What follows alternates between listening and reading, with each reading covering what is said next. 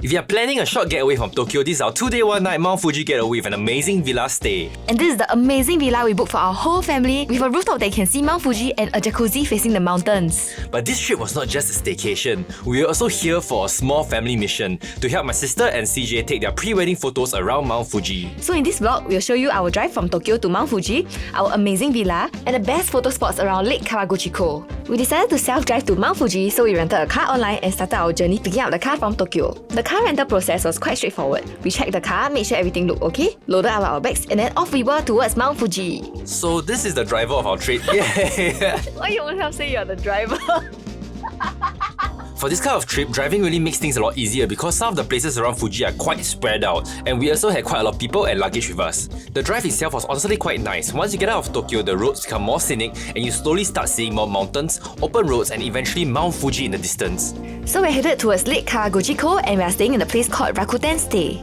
We'll be meeting my sister and CJ. They had rented a Honda Civic Type R for the trip, partially for driving, but also because CJ is into cars and they wanted to rent a car for their pre-wedding photos. So I saw this villa online, and because of the beautiful Mount Fuji views, we decided to book it. So this is actually a group of villas and there are different sizes and different designs. And now it's time for the villa tour! Yay! We are here at the house. Let's do a house tour. Wow! So this is our 3-level villa with a rooftop that you can see Mount Fuji. On the first level, you have the bedroom and also the laundry area. There are 3 bedrooms in total, 2 with 2 queen beds and 1 with 1 queen bed, which is the one we ended up sleeping in. So this place is actually quite suitable for a family or a group trip, especially if you are traveling with parents, siblings, or a bigger group of friends. Then on the second floor is the main living room area where we did our self-check-in. So the check-in system here is auto check-in, and then they will auto help you take a photo of your passport and also of your face. So there's a sitting area with a TV and a massage chair, a dining area, and a very small but complete kitchen. The kitchen was also surprisingly well equipped. There was a fridge, coffee machine, rice cooker, oven, hob and hood, cups, plates, utensils, and even different bins for sorting trash. Apparently you can also book for a rooftop barbecue here, but we had such a short time here so we didn't manage to do that. The bathroom was also really nice, and the highlight for me would definitely be the 2-people jacuzzi bath that faces Mount Fuji. If the weather is clear, you can soak in the bath and look straight at Mount Fuji. It's basically an indoor onsen with a Mount Fuji view. The bath is quite atas and there are many different buttons which we had to find a manual to figure out what it means and how to set the temperature. After that, we went up to the rooftop patio, and this was probably the main reason why people will book this place. There were tables and chairs outside, and if the sky is clear, you can get a really nice open view of Mount Fuji.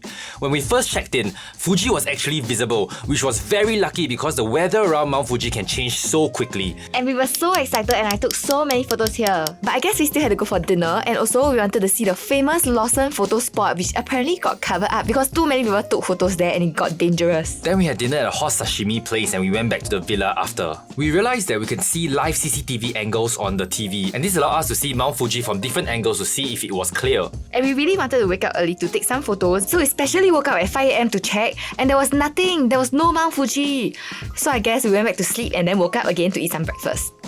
It's super cloudy today, so we don't have a view.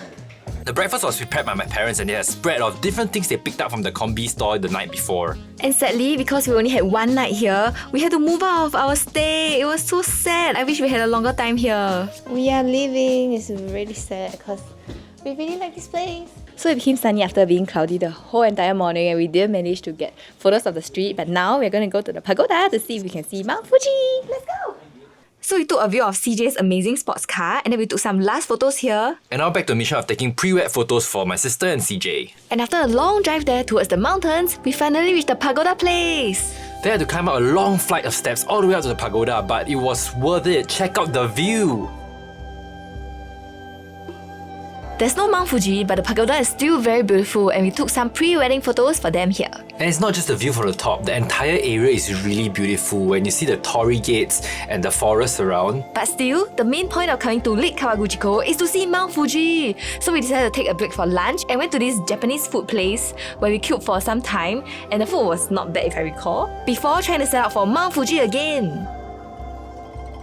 The next 2 locations that we're planning to go are locations that I saw on Xiaohongshu which look very beautiful. The first one is the Swan Lake, where you can actually get some food to go and feed the swans, and then the swans will all fly towards you and you can take beautiful photos. So there's a place where you can stop by, and there's a trust shop where you can put money to buy swan food. What's trust shop? Trust shop means they trust you to put money. Oh, so anyway, we bought the food and started feeding the swans, and we tried our best to take photos. But I think it was quite hard to take photos with swans, right? So before the sunset, we decided to move on to our next and last location to see whether we can finally catch Mount Fuji or not, which is the hidden gem of Lake Yamanaka, the best photo spot, where you can see Mount Fuji in the background and it's as if you're standing in the middle of a lake.